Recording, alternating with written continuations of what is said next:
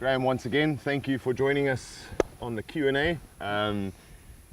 The couple of questions that I've got for you today are based on a trip that I did with Jason and Flo with a Conqueror trailer, and we were pulling the Orbit trailer down through New Year's, December. Our show that we did together on the East Coast has pretty much just gone live right now, so these questions are based on the Conqueror, but yours and Jason is exactly the same, right? Yeah, just so older it's models. the That's 440, right? Yes, the 440. Yeah. Okay, so I've got a couple of questions for you here from the viewers. How many people can sleep in the big Conqueror you have in the show? This is from Rashid. So this is the 440. What's the configuration and how do you set it up? Okay, so the 440 comes in two bunks. So you have a front bunk and a side bunk. Yeah. The front bunk is 2 meters by 2 meters. The side is 180 by 2. So 2 by 2. So that's a king size, right? It's a king size bed, yeah. So how many can you sleep in it? Look, I've got a family of 4 and we sleep in it. So the girls are in one bunk and the missus and I are in another. So the second one you said, that's 2 meters by? So 180. 180. 180. So that's bigger than a double bed, really. Well, in fact, the kids get the big bed and I get the little bed. Okay. So it's just how we use it. Yeah. But you know, if you've got 3 kids easily in the front bunk, no problem at all. So it's designed, we would say it's a 4-sleeper camper. Yeah. But you can obviously. Yeah, sleep you've got 3 kids. I mean, no 2 problem. by 2, you can pile in 5 kids there, depending on their age, really. So yeah, it's all about that. All right, fantastic. So, Rashid, there's your answer on that. From Mike T, what fridge comes standard in the Conqueror? Well, there's no standard fridge as such, but when you buy a Conqueror trailer, you have options. Yeah. So whether you put a 90-litre split fridge freezer, or you put an 80-litre fridge, all right. That's yours, and that comes in the same size, aren't they? The physical size of them are the same. The it's National Lunar, National Lunars, yeah. So National Lunar, so the 80 and the 90 is the same size in dimension, but you can just go with a different configuration. So it's the configuration on the inside. So the nice thing with the 90 is it's split. So you have 50 litres of fridge, 50 litres of freezer, 40 litres of fridge. Okay. But you've got dual controls. So if you want them both to freeze, you can set them both to freeze. If you want them both to be a fridge, it can be a fridge. Okay. So but there's a barrier. There's an actual partition. And it's a separated barrier. Same compressor, but a separated barrier that controls it. Okay, well that's and they're awesome. Especially when you're running fruit and vegetable and so on. If you're using just one fridge and you want to keep the stuff really cold at the bottom, unfortunately your lettuce and so on does get a bit of frostbite. Goes frostbite, gets soggy, doesn't last so long. You want to keep your fridges at about 4 degrees to be in reality. But in these temperate climates, it's so hot, so you want one side that you can push down to -5, -2 to keep frozen stuff frozen and drinks cold. So, you know, it's a nice configuration. I run both. I run a 90 fridge freezer and an 80. I run 2. Yeah. So that's just my configuration. Well, you've got the space in this trailer, right? I mean, the space in this trailer to shove one in the back when you've closed everything up, to shove another 80 litre when you stop. I see you just take it out and you're putting it in the shade and it runs outside. Just stick it, runs outside. Yeah. They're designed to run in ambient temperatures of plus 45, 50 degrees. So you never have an issue cooling in this environment. Yeah. Awesome fridge, highly recommended. Yeah. Unfortunately, we can't get them in the UAE, but you can get them. You just need to get online to National Lunar and they'll sort you out. Yeah.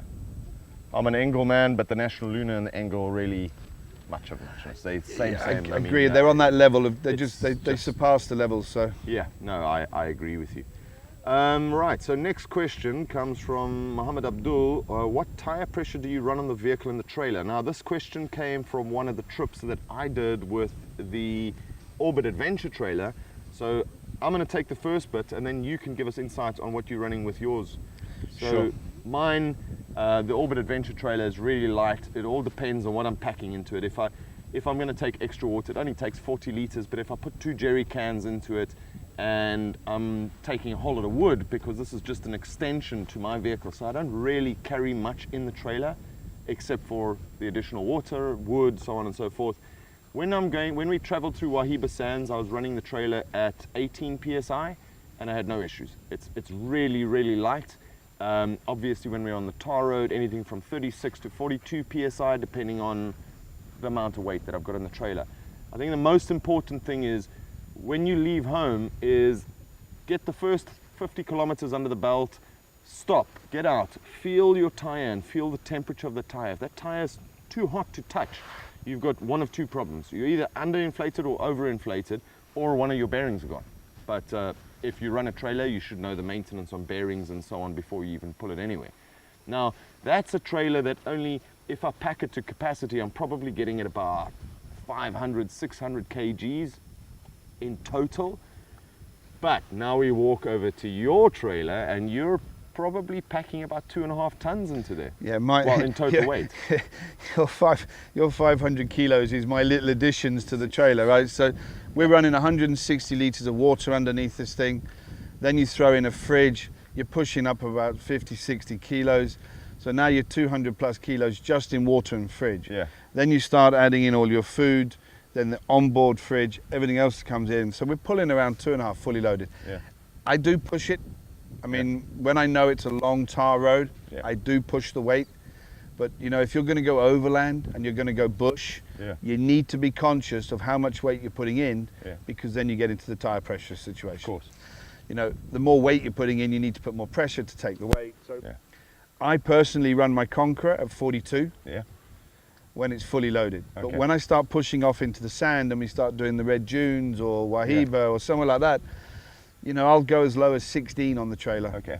But again, when you go 16 PSI, you've got to be mindful of what you're doing in the sand. If you're going to pull tight turns, you're going to pop a rim. Yeah. I've done it, so be careful. You've got 2.5 tons, so to try and pick that trailer up and change that tire or pull it off and get the it's tire a back mission. on the rim. It's a serious So mission.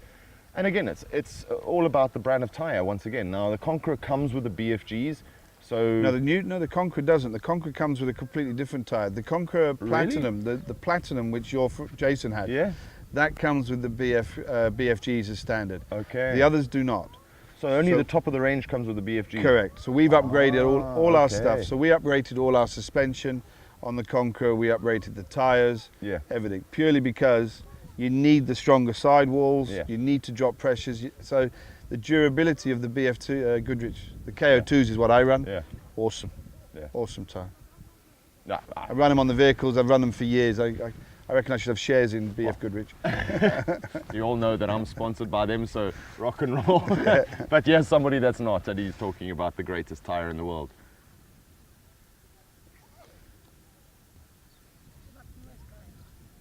What? It doesn't matter, it's coming from here. Yeah. No. Doesn't matter. No, doesn't really matter. Okay, right, so next one is, okay, here's a question from Rob. What power management system and battery setup is in the trailer? Now this was a question once again for Jason's trailer, but since you got the same one, the amp power standard, what did you get with that? Okay, so the Jason's trailer is different. They've got a whole new electronic digital system in on his trailer. Okay. We're slightly older. Yeah. So ours is a dual battery system with us. We've also mounted solar on the roof. So I've got a C-Tech solar regulator, and we've changed to C-Tech dual battery chargers in the trailer. Look, I like the C-Tech product. I've used it for a long time. It's very reliable. I mean, I've got a C-Tech battery charger from, I think it's 13, 14 years old, and it's still running today. Awesome piece of kit. So that's what I've done. But the new trailers have come with a digital system. I'm not exactly sure what's in Jason's. But we do dual deep cycle batteries, and the market's full of them. You can choose your preference. 140 amp hour, what did you?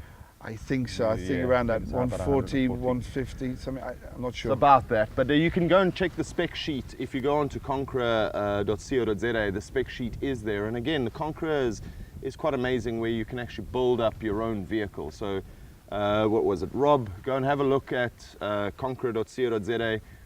Check out the spec sheet. You can pretty much customize it. I mean, the way that you guys built your trailers, I mean, it's nowhere near spec. Right, so you guys did a lot of customization before they even shipped it. Well, before they even shipped it, and then when it arrived, we did even more on top of that, just to make it usable for this area.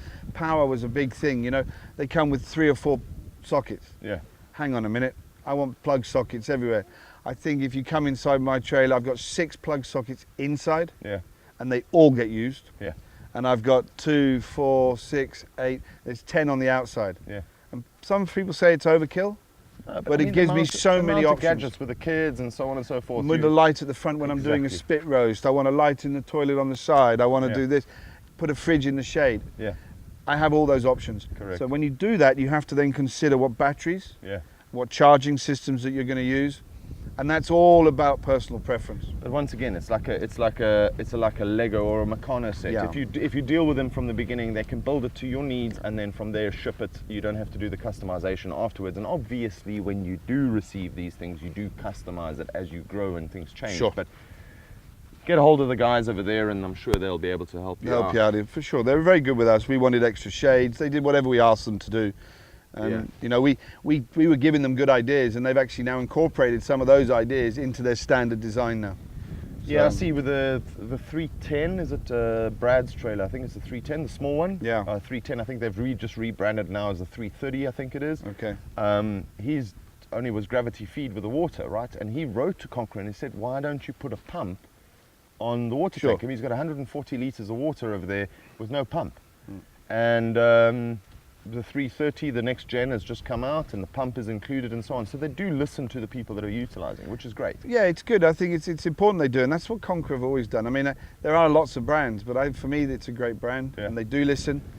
Hey, by the way, gravity-fed water is awesome, because that means the kids don't burn so much of it. But hey, that's just me. This is true. This is true. But then again, you've got the Rain Man water maker. Yeah, so exactly. if you haven't seen the Rain Man water maker, look at the link below. We've got a couple of questions and answers we did in a previous show. You can see more about the Rain Man water maker. I think everybody should have one. Anybody that spends more than 3-4 days camping in one place should definitely have one of these. Right, so let's have a look here. Funny enough, water question, right? So how much water do you carry in the trailer, from Abdul? Now, I think this was also based on one of the shows that we did on the Orbit Adventure trailer. So the Orbit Adventure trailer only has a 40-litre tank. It's a baffled tank, which is great, so the water doesn't shift around. The trailer is really light, so 40 litres moving from one side to the other side could actually make a big difference, especially when you're traveling through dirt roads. You don't want that water shifting at one stage. But then I'm going to ask you, right, on the Conqueror, what's the standard water? 100. Well, on the 440. On the companion, yeah. On the companion, the 440 is 160 litres. 160 litres. And look, on the baffled water tanks, it's incredibly important. Yeah. Please, if you're putting in cheap water tanks that are not baffled, and you get a little bit sideways on a dune and your trailer rolls, you're going to be in a lot of pain because of the water. Yeah. You're moving 40 kilos of water. Well, the reason why you're buying one of these trailers really is because you're going off-road, isn't it? Right? So you're not buying one of these trailers because you're traveling down the tar road, because then you would have a caravan. Yeah, no, exactly that. But where you have a problem with water tanks is when they're not full.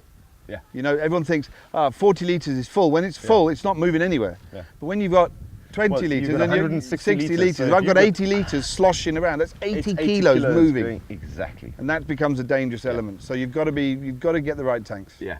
No, for sure. And a lot of people do go and install their own ones because they don't want to spend the money, and they go and they get someone to weld up an aluminium tank or get a plastic tank that's unbaffled, and it makes a big difference.